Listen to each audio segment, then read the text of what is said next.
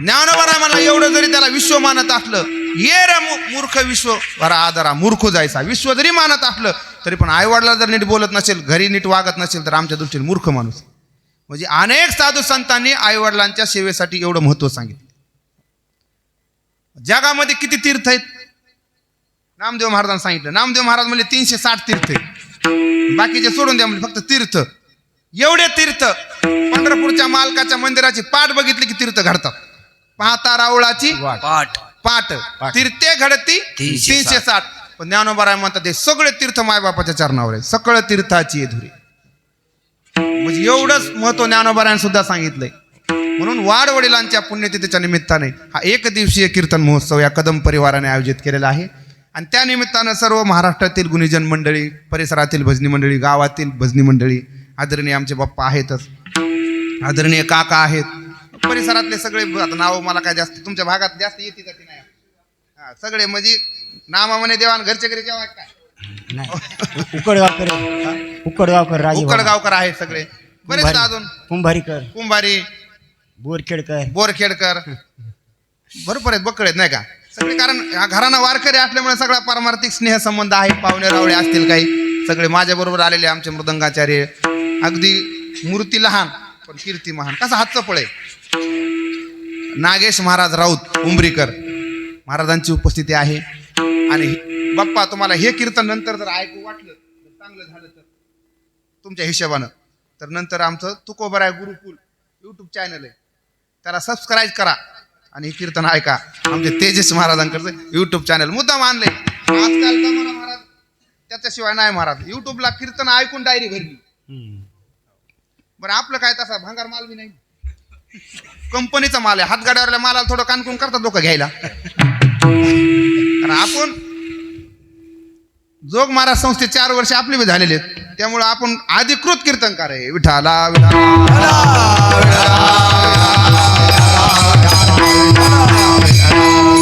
आणि इथं कीर्तन करत असताना जरा कसं चाकुरीबद्ध करावं लागतं. तुम्ही सगळे जुने जाणते मंडळीत, कितीतरी जनक महाराज लोक तुम्ही वाटा लावलेत, म्हणजे गावातून बी लावले आणि असे बी गेले ते बिचारे, त्यांचं प्रारब्ध संपले की ते बी गेले. आता आमचे बाप्पानं कितीतरी हजारो कीर्तनकार तयार केलेत, हो कथाकार सुद्धा यांना तयार केले. लोक महाराजाला रामकृष्णारी स्वरात म्हणता येत नव्हतं, त्याला स्वरात आणून देणारे आहेत. कितीतरी उकळीकर महाराज सगळ्याला परमार्थाला लावणारे. आणि ते आज आमच्या कीर्तनात. आणि विशेष पहिली चाल ते म्हणून लावले न का दुसरे कोणाला तरी द्या. मी म्हणलं कसं पहिलं तास व्यवस्थित आलं ना मग मध्ये फाटाबिटा पडला तरी काय वाटत नाही. बांधाच्याकडे तर तास ज्याला नीट हाणता येते त्याला मधली पाळी जमती. सगळे शेतकरी बरोबर आहे नाही मामा, पहिलं तास व्यवस्थित आलं पाहिजे. मग काकाने मामाने जुने जाणते मंडळी मस्त आहे म्हणून जरा आम्ही बी व्यवस्थित शिस्तीमध्ये चालू जरा. विठाला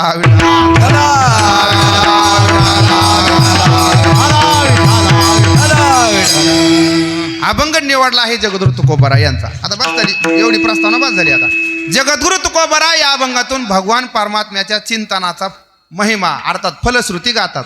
जर आम्ही देवाचं चिंतन केलं तर आमच्या जीवनामध्ये फलप्राप्ती काय होईल. कारण कोणताही माणूस कोणतीही व्यक्ती कुठल्याच कार्यामध्ये मनाने प्रवृत्त होत नाही किंवा विनाकारण प्रवृत्त होत नाही, त्याला काहीतरी प्रयोजन लागतं. वेडा माणूस सुद्धा मंद बुद्धीचा मनुष्य सुद्धा मला काहीतरी फलप्राप्तीशिवाय त्या कार्यात प्रवृत्त होत नाही. शास्त्रकार सांगतात प्रयोजन मानू उद्दिश्य न मंदोपी प्रवर्तते. येडा माणूस सुद्धा लहान लेकरू आपल्या 4 वर्षाचं लेकरू सुद्धा म्हातारा जर म्हणलं जा बिड्याचा कट्टा आण, बिड्याचा कट्टा नाहीत म्हणत म्हणा, साखर घेऊन ये दुकानावर, तरी ते मुलगा म्हणते मला काय देतात, 1 रुपया देतात का. म्हणजे त्याला सुद्धा अपेक्षा आहे की मी हे काम केल्यानंतर मला ही वस्तू मिळाली पाहिजे. मग जगद्गुरु तुकोबाराय म्हणतात जर भगवान परमात्म्याचं चिंतन जर केलं तर जीवनात फल काय. कारण अनेक साधू संतांचा आग्रह दिसून येतो की काळ तुमचा चिंतेत न घालवता काळ चिंतनात घालवा. भगवंत सुद्धा गीतेत ते सांगतात, जगद्गुरु तुकोबाराय गाथ्यामध्ये तेच सांगतात, भागवतकार सुद्धा तेच सांगतात. अनेक ग्रंथांचा शास्त्रांचा पुराणांचा हे पुरावे आहेत. तुकोबाराय सुद्धा म्हणतात की काळ चिंतेत घालू नका. काळ कुठं घालवा, काळ सारावा चिंतने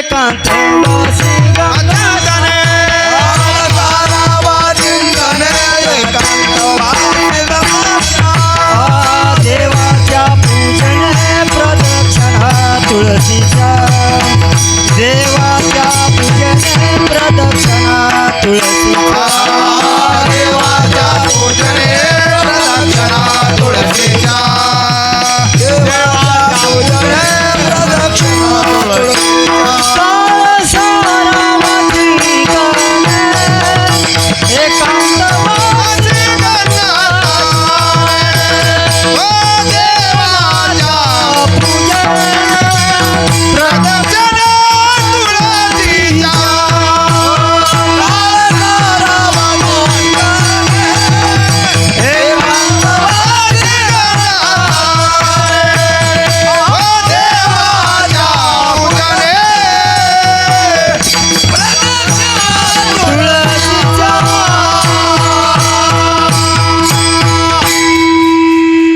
पांढरे तीनला म्हणलं ना जरा जोते लागते. पांढरे तीनचा सोर जरा चढाला बैलगाडीला बैलाला जोते लागते तसं काम आहे. चढाला गाडी गेली की जरा थोडं तुकोबराय म्हणतात काळ चिंतनात घालवा. अनेक भगवंत सुद्धा अर्जुनाला तेच म्हणतात, तुला युद्ध करायचे ते कर, तुला काय करायचे ते कर, पण मामनुस्मर युद्धेचे तस्मात सर्वेषु कालेषु. माझं नेहमी चिंतन करत राहा. तुला काय कुठं ना करायचं कर म्हणले, पण मला विसरू नको. तू मन हे मीच करी माझी या भजनी प्रेम धरी ते सर्वत्र नमस्कारी मज एका ते. ज्ञानोबाला सुद्धा तेच म्हणतात, भगवंत सुद्धा तेच सांगतात, तुम्ही कुठलंही कार्य करा पण देव म्हणतात मला विसरू नका. ज्ञानदेवा मौना जपमाळ अंतरे. ज्ञानदेवा मौना जपमाळ. ज्ञानदेवा जपमाळी.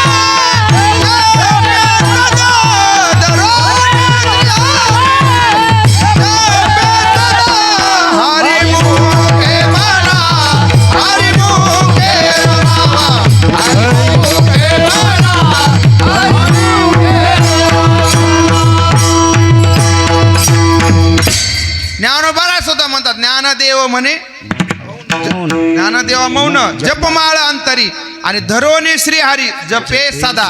म्हणजे नेहमी तू माझं भजन कर भगवंत सुद्धा सांगतात. तस्मात सर्वेषु कालेषु या न्यायानं जगद्गुरु तुकोबरा सांगतात काळ सारावा चिंतने.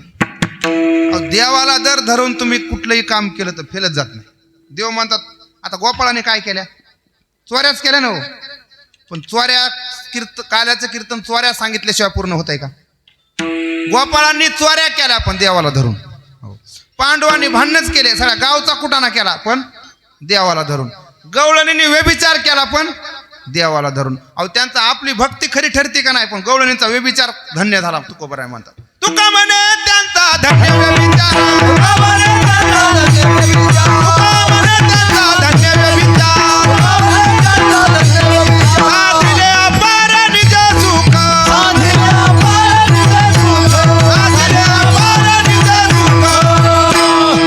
तुका म्हणे त्यांचा धन्य व्यभिचार, साधिले अपार निज सुख. तुमचा व्यवसाय असू द्या, तुमचा व्यापार असू द्या, तुमची नोकरी असू द्या, पण भगवंत म्हणतात मला विसरू नका. तुमची शेतीच करा पण मला न विसरता जर शेती केली तर तुमची शेती सुद्धा भजन ठरेल. तुम्ही दुकानदार असाल दुकानदारकी करा पण मला न विसरता जर तुम्ही दुकानदारकी केली तरी तुमचं ते भजन ठरेल. म्हणून देवाचाही आग्रह माझं चिंतन करा. तुकोबराय म्हणतात चिंतन करा, ज्ञानोबराय म्हणतात देवाचं चिंतन करा. मला एक सांगा, चिंतन करा चिंतन करा बाप्पा हे कोणाला सांगावं लागतंय जे चिंतन करत नाही. अहो अभ्यास कर हे कोणत्या विद्यार्थ्याला शिक्षक सांगतात, कोणत्या विद्यार्थ्याला सांगतात. जो विद्यार्थी अभ्यास करत नाही त्याला म्हणावं लागतं की तू अभ्यास कर अभ्यास कर. तसं चिंतन करा हे कोणाला सांगावं लागतं जे करत नाही त्याला. पण जसं शिक्षक विद्यार्थ्याला म्हणतो अभ्यास करा तर त्या विद्यार्थ्यानं शिक्षकाला 3 प्रश्न विचारण्याचा त्या विद्यार्थ्याला अधिकार आहे. नैतिक पद्धतीने तो 3 प्रश्न शिक्षकाला विचारू शकतो की बाबा गुरुजी तुम्ही म्हणता अभ्यास करा, ठीक आहे, पण आम्हाला अगोदर या प्रश्नाचे उत्तर द्या. अभ्यास आम्ही कोणता करायचा, अभ्यास कशाचा करायचा, अभ्यास का करायचा आणि अभ्यासाचं फल काय. तसं तुकोबराय म्हणता चिंतन करा तर तुकोबराय चिंतन कोणाचं करायचं, चिंतन कसं करायचं आणि चिंतनाचं फल काय, हे 3 प्रश्न आपण तुकोबराला विचारू शकतो. चिंतन कोणाचं करायचं पहिला प्रश्न, ते चिंतन कसं करायचं आणि त्या चिंतनाचं फल काय. विठाला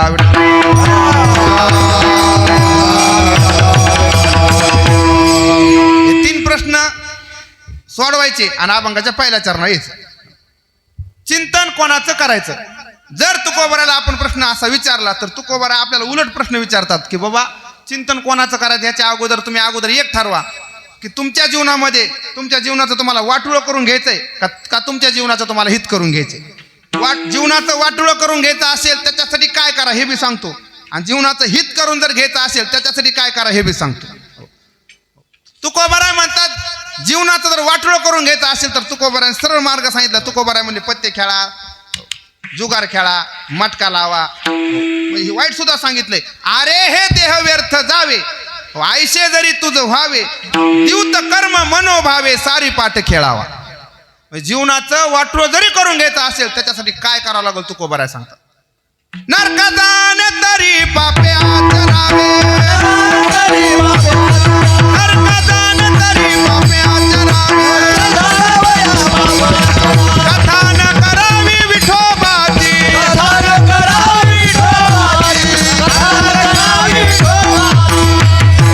ही जीवनाचं वाटोळं जरी करून घ्यायचं असेल तेही म्हणजे तुकोबारायचा गाथा असा आहे महाराज की तुम्ही प्रश्न निर्माण करायचा आणि गात्यात उत्तर बघायचं तुम्हाला मिळणारच.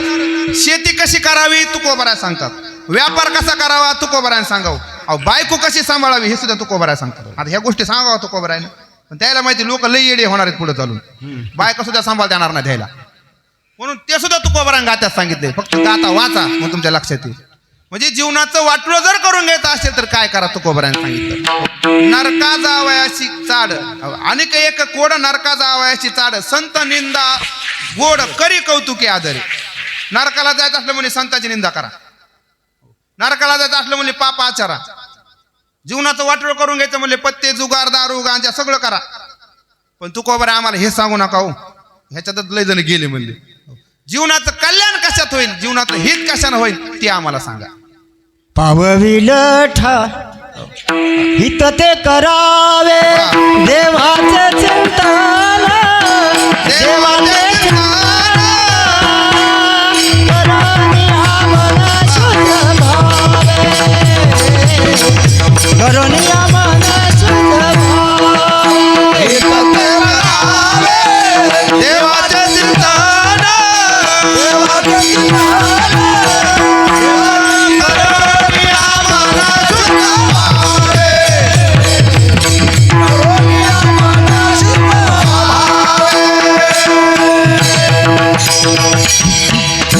तुकोबारायने उत्तर देऊन टाकलं गात्यामध्ये. जीवनाचं जर कल्याण करून घ्यायचं असेल, जीवनाचं हित करून घ्यायचं असेल तर तुकोबाराय म्हणतात माझ्या मालकाचं चिंतन करा.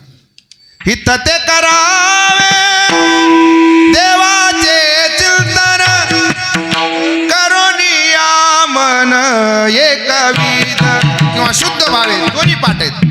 देवाचं चिंतन करा. तुकोबारायने अजून एका ठिकाणी सांगितलं म्हणजे देवाचं चिंतन करा म्हणले. पण कोणत्या देवाचं करायचं तुकोबाराय म्हणतात. तुकोबारायने त्या देवाचं नाव सुद्धा सांगितलं महाराज. हरी गीता भागवत, गीता भागवत, गीता भागवत करीती श्रवण,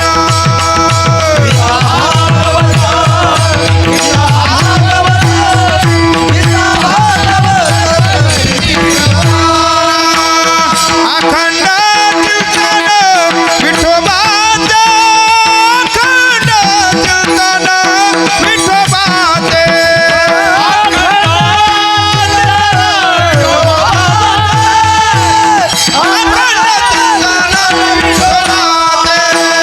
कुळे कन्यापुत्र, कुळे कन्यापुत्र, कुळे कन्यापुत्र होती सात्विक, कुळे कन्यापुत्र, कुळे कन्यापुत्र, कुळे कन्यापुत्र होती सात्विक.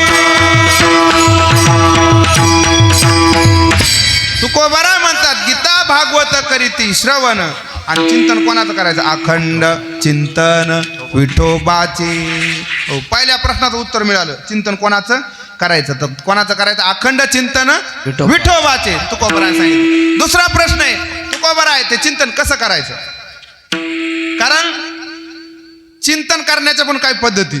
चिंतन कसं करा, आता इथं सगळे भागवत ऐकणारे मंडळीत मामांना तर भागवतकार निर्माण केलेत बरेचसे. भागवतामध्ये मामा एका मुलाने बापाला उपदेश केलाय. त्या बापाचं वय वर्ष 60 वर्ष झालते, पण संसारात राहून बी काहीच मेळ बसला नाही. शेवटी आत्महत्या करा निघाला. त्या बापाला एका मुलानं उपदेश केला. भागवतामध्ये प्रसिद्ध उदाहरण, पहिल्याच दिवशी आख्यान येते ते गोकर्ण आख्यान. आत्मदेव ब्राह्मण महाराज मुलगा नाही आधी म्हणून, मुलगा होईना म्हणून वैतागानं कुठे गेला, वनात निघून गेला.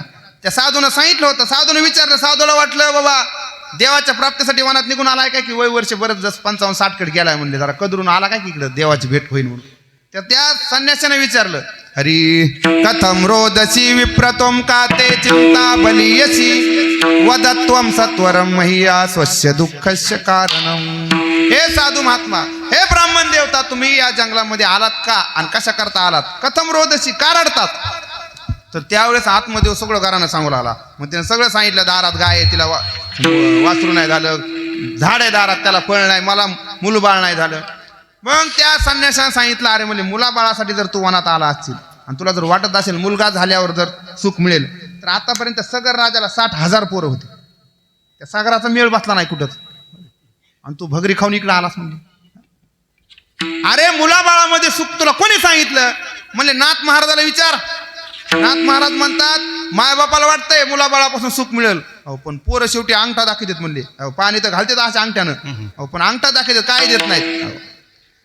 पुत्रापासून सुख प्राप्ती माता पिता होईल म्हणती, सेखी पुत्र अंगुष्टा दाविती केवळ भ्रांती पुत्र मोही. जाऊन विचार म्हणले नाथ बाबाला, मुलाबाळापासून तुला सुख मिळणार नाही. कोण आहे या जगात? न च इंद्रस्य सुखम किंचित न सुखम चक्रवर्तीनं सुखम अस्ति विरक्तस्य मुनिरेकांत जीवन. अरे चक्रवर्ती सम्राट सुखी नाही, इंद्र सुखी नाही, तू मुलाबाळाच्या नादी लागू नको. पण आता शेवटी त्यात इच्छाच होते. ते म्हणला, साधू महाराज असं प्रवचन मला सांगू नका, असे भागवत लोकांना रोज मीच सांगतो म्हणला. अहो 3 ते 5, अहो 2 ते 6 माझ्यात कथा असतात म्हणला. मला हे तत्वज्ञान तुमचं सांगू नका. पुत्रम देही बलादपी, मुलगा द्या मला कशानं होईल. मग त्यानं एक साधूनं ते फळ दिलं. मग तिथून पुढचा ते जाऊ द्या, त्या दोन्ही मुलं झाले. मग गायला बी गोकर्ण झाला, हे ना त्याच्या मंडळीनं बी बहिणीचा आणला. पुन्हा एक झाला विख्यात आणि एक झाला कुख्यात. गोकर्णो महापंडित आणि धुंदुकारी महाखलह, असं वर्णन आले भागवतात. धुंदुकारी हा खल निघाला, वाईट निघाला, दुष्ट प्रवृत्तीचा निघाला, आणि गोकर्ण चांगला विद्वान निघाला. बघा, ते आत्मदेव ब्राह्मण वनामध्ये मुलाबाळासाठी गेलता, त्यानंतर मुलगा झाला धुंदुकारी, तर त्यानं एवढा त्रास दिला, परत त्याच्या वैतागानं परत वनात गेला, मुलाचा त्रास आहे म्हणून. पण एवढा जरी वनात गेला दुःख होतं, पण स्वतःच्या मुलानं गोकर्णाने आत्मदेव ब्राह्मणाला असा उपदेश केला, म्हणले तुमचे 60 वर्ष झालेत वयाचे, संसारात तुम्हाला सुख मिळालं नाही, मग एक काम करा म्हणले, तुम्ही आता भगवंताचं चिंतन करा. त्यावेळेस आत्मदेव ब्राह्मण म्हणतो, बाबा मी चिंतन करतो, पण चिंतन कसं करू? जसं तुकोबारा म्हणतात ना, चिंतन प्रश्न विचारला आपण, चिंतन कसं करायचं. त्यावेळेस आत्मदेव ब्राह्मण विचारतो गोकर्णाला, गोकर्णा चिंतन कसं करायचं. त्यावेळेस गोकर्णानं सुंदर 2 श्लोकामध्ये उपदेश केला मला. त्या पूर्ण गोकर्ण आख्यानाचं सगळं महत्व त्या 2 श्लोकामध्ये. त्यावेळेस गोकर्ण सांगतो, बाबा ऐका, धर्मं भजस्व सततं त्यज लोक धर्मान सेवस्व साधु पुरुषा जहि काम तृष्णाम अन्यश्च दोष गुण चिंतन माशु मुक्त्वा सेवा कतार समहो नितराम पिबत्वम. बाबा तुम्ही देवाचं चिंतन करा, पण कसं करा ऐका. अन्यश्च दोष गुण चिंतन माशु मुक्त्वा, इतरांचे गुणदोष टाळून, इतरांचे गुणदोष टाळून तुम्ही देवाचं चिंतन करा, साधूची सेवा करा, धर्माचं अनुष्ठान करा. आमचे तुकोबारा देखील हेच सांगतात मला. अनेकाचे कानी गुणदोष मनान आणि गुणदोष मनान आणि गुणदोष मनान आणि. या श्लोकाचा अर्थ ना तुकोबारात एक प्रमाण, असे बरेच भागवतात श्लोक आहेत आणि त्याला तुकोबाराचे प्रमाण लागतात. पण कथाकार धोरणात असला तर म्हणेन निसा डाळीन, हरभऱ्याच्या डाळीन, मुगाच्या डाळी जर आणा म्हणत असेल, गोळाच्या ढेपीन, तर त्याला काय करणार याच्यात. महाराज दशम स्कंदात जर एखाद्या भागवतकाराला नसली जरी संहिता झाली, बाबा श्लोक नाहीत वाचता येत, त्यानं डायरेक्ट बाळक्रीडा घ्यायची तुकोबारायची आणि नामदेवरायाचा गाथा घ्यायचा महाराज, बस त्याच्या कथाच झाली म्हणायची. सुदाम चरित्र एवढं विस्तारानं नामदेव महाराजांना सांगितलंय, नाथ महाराजांना सांगितलं, तेवढं भागवतकारांना नाही सांगितलं. प्रत्येक श्लोकाच्या अर्थाचं महाराज गुरु तुकोबारायप्रमाणे इथं म्हणतात, अन्यश्च दोष गुण चिंतन माशु मुक्त्वा, इतरांचं गुणदोष टाळून बाबा देवाचं चिंतन करा. तुकोबारा काय सांगतात, अनेकाची कानी गुणदोष म्हणा आणि इतरांचे गुणदोष टाळून भगवंताचं भजन करा. जर देव प्राप्ती पाहिजे असेल तर तुझं व्हावा आहे देव तरी हा सुलभ सुलभ उपाय. उपाय. मग चला दुसऱ्या प्रश्नाचं उत्तर झालं काय की चिंतन कसं करायचं तर इतरांचे गुणदोष टाळून. अहो रात्रंदिवस जरी नामस्मरण करत राहिला आणि जर दुसऱ्याच्या कान्या आणि मोरक्या चोरीत असला एक म्हातारा मेलं सगळं गाव गोळा झालं. पोराला वाटलं म्हातारा रूम मधून कधी बाहेर येत नव्हतं कोणाला मध्ये रूम म्हाताऱ्याने येऊ दिलं नाही. मग शेवटी म्हाताऱ्याला बाहेर काढलं. गेल्याच्या नंतर काढल्यानंतर पोरं म्हणले म्हाताऱ्याकडे नक्की काहीतरी असणार आहे. त्या ते म्हातारा नातवायला पण मध्ये येऊ देत नव्हतं रूम मध्ये. धुन काय आलं की कोणी जवळ जात नव्हतं. म्हातारीचा तर लागच नव्हता. पोरं म्हणले आता म्हाताऱ्याला बाहेर काढ. मध्ये एक बारक्याला म्हणले जाय बरं मध्ये म्हाताऱ्याकडे काय बघ तरी जरा म्हातारा मध्ये येऊ देत नव्हतं रूम मध्ये. पोरं गेलं मध्ये बघितलं तर काय नाही महाराज बाजाखाली जवळजवळ 60 निसत्या कान्या निघल्या. वाघारायच्या सोडून आणलेल्या संडासला गेलं तिकडे की कोणाच्या परसातून कानी सोडून आण कोणाच्या शिवळा जोतेचा आण. अशा माणसानं रात्रंदिवस जरी भजन केलं तरी उपयोग काय महाराज. एका गावामध्ये अर्थात सोनपेठला तुमचा बाजार सोनपेठचा आहे. सोनपेठच्या बाजारामध्ये महाराज एक मोठा कांदावाला माळ करीत गळ्यामध्ये 7-8 माळ आणि ते मस्त त्या मार्केटमध्ये गेला. त्याला बघितल्याबरोबर किराणा दुकानदारानं दुकानाचं सेटर खाली वळलं. मध्ये 4-5 मामासारखे बसलेले होते जुने माणसं. ते म्हणले अहो तुम्ही ते माणूस आला आणि तुम्ही सेटर डायरेक्ट खाली वळलं. ते म्हणले तुम्हाला माहित नाही. अहो म्हणजे कारण काय चांगला कांदावाला दिसायला माळे म्हणजे काय करा त्याच्या कांदाला बघून तर फसलोय म्हणला. काय कर म्हणले झालं काय गेल्या वर्षी मोठ्या मुलीच्या लग्नासाठी 80,000चा किराणा न्यालाय त्यानं अजून रुपडी दिली नाही म्हणला. म्हणजे तुम्हीचा व्यवहार जर नीट नसेल तर परमार्थात येऊन बी तुमचा उपयोग नाही. विठाला ज्ञानोबा म्हणतात ना जयाचे ऐक धड नाही तयाचे परत्र पुसची काही. जे इथं नीट वागत नाही ते स्वर्गात गेल्यास काय करणार आहे. म्हणून परमार्थ करत असताना इतरांचे गुणदोष टाळून परमार्थ करायचा भगवंताचं चिंतन करायचं. हे दुसऱ्या प्रश्नाचं उत्तर तुकोबरा आहे. इतरांचे गुणदोष टाळून चिंतन करायचं सांगितलं चिंतन कसं करायचं. पण महाराज आम्ही ते जर ते चिंतन आम्ही केलं आमच्या जीवनामध्ये तर आमच्या जीवनात फल काय तुकोबरा अभंगाचं पहिलं पावविल ठाया पावविल ठाया पावविल ठाया पावविल ठाया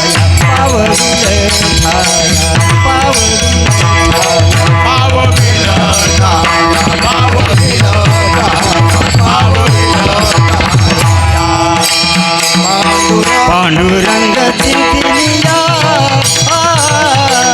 पांडुरंग चिंतिलिया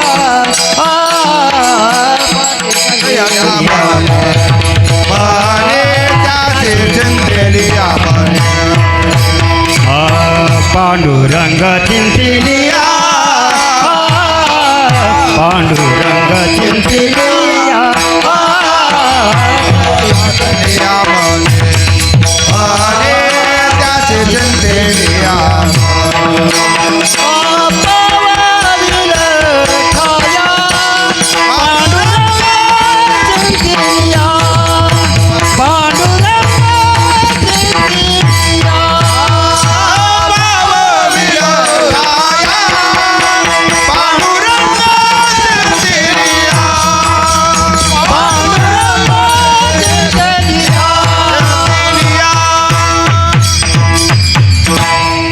तुकोबरा म्हणतात जर तुम्ही त्याचं चिंतन केलं तर परिणाम काय पावविल ठाया तो भगवान परमात्मा त्याच्या स्वरूपाला तुम्हाला घेऊन जाईल.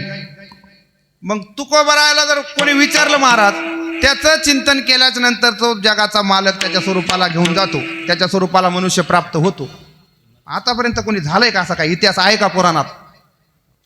कारण त्याचं चिंतन करा. कारण इतरांचं जर चिंतन केलं मग त्याच्या जडाचं चिंतन झालं त्याच्या जीवाचं जर चिंतन झालं विषयाचं जर चिंतन झालं त्याचे परिणाम सांगितले. म्हणून तर फक्त देवाचं चिंतन सांगितलं.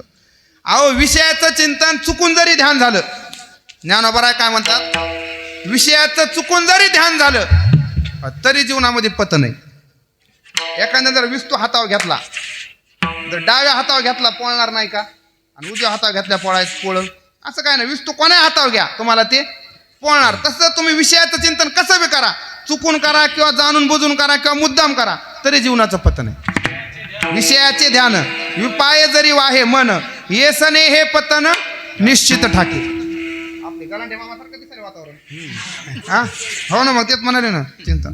कारण कीर्तनकार जरा दुरी चलते अशी श्रोते असले ना, पण त्या कीर्तनकाराला जाण पाहिजे ना अशा श्रोत्यांची.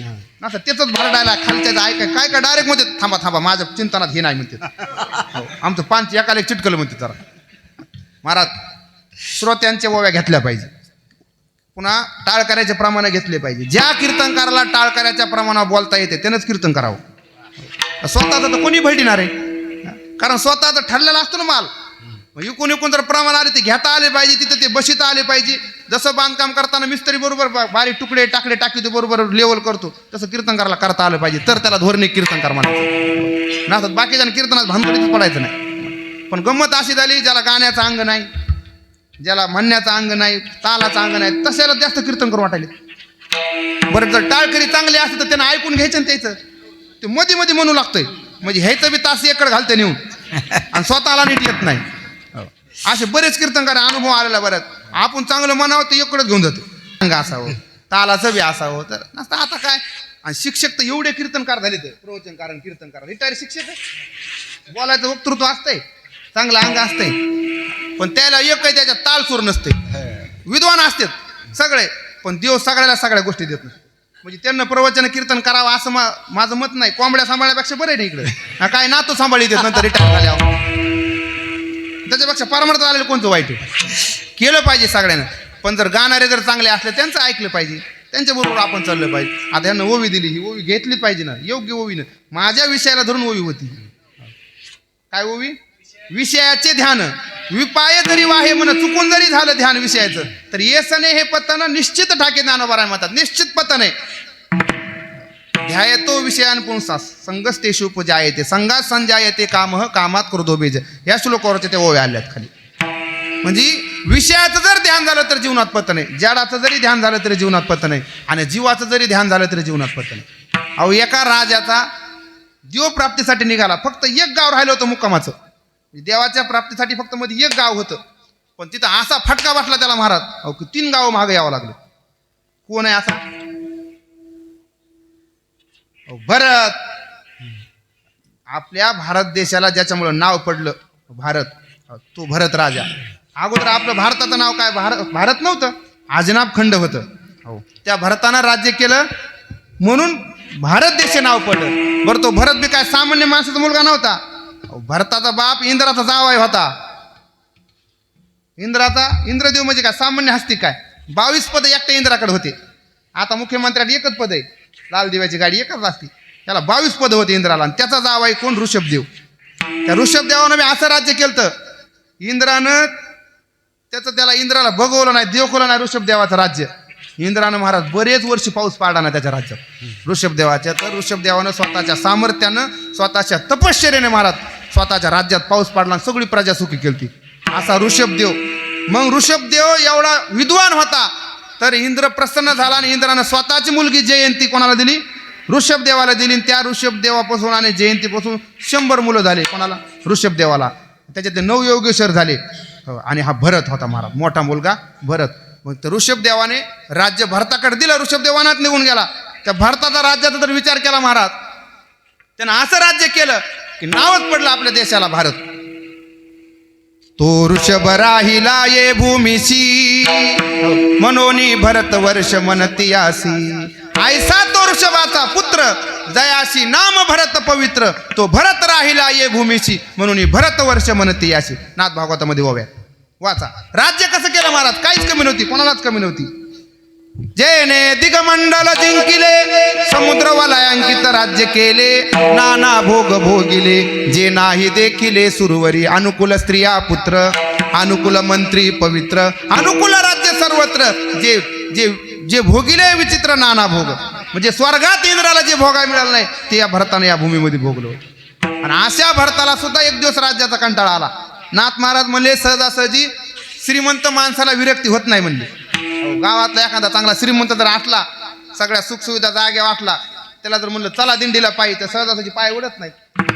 कारण घरी सगळं ऐश्वर्य भोगलेलं असतं. तिथं सकाळी उठायचं 5ला गार पाण्यानं आंघोळ, दिंडीत निघायचं, पाऊस आला तरी चलत राहायचं. नको वाटतंय ना.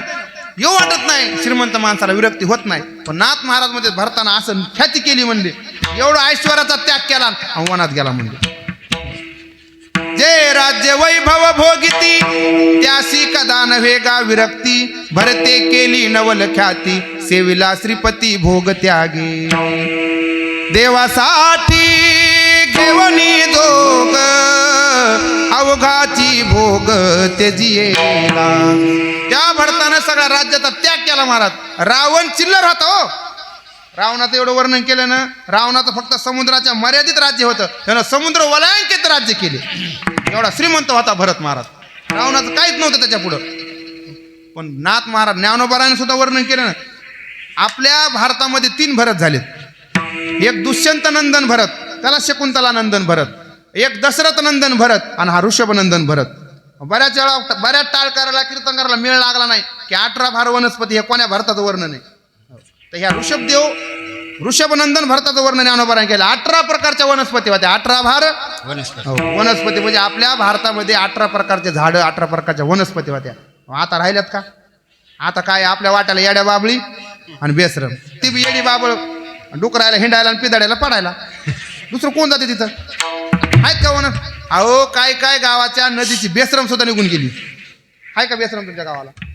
मी एका बेसरमीला विचारलं जाता जाता, मला बोलते झाडं. मी म्हणलं जीजी काहून चाललात तुम्ही? ते म्हणले काहून चाललात म्हणजे? मला राहायचंच ना म्हणे या गावात. अहो मी म्हणलं झालं काय? तुम्हाला काय त्रास दिला का? म्हणे त्रास बिरास कोणी दिला नाही. मग तुम्ही चाललात का? ते म्हणले माणसं इतर महाराज इतर हवाच कशाला? म्हणजे आमच्यापेक्षा माणसं बेसरम झाली. काय म्हणले? आमच्यापेक्षा माणसं झाली नाहीत माणसं बेसरम. नाव होतं फक्त बेसरमीच नाव बदनाम होती. म्हणजे मला राहायचंच नाही तर कशाला राहू? गेली निघून. आणि भारताच्या काळात 18 प्रकारच्या वन, नदी गंगा वाहती बावी त्या पोखरणी, ज्या घरी कुल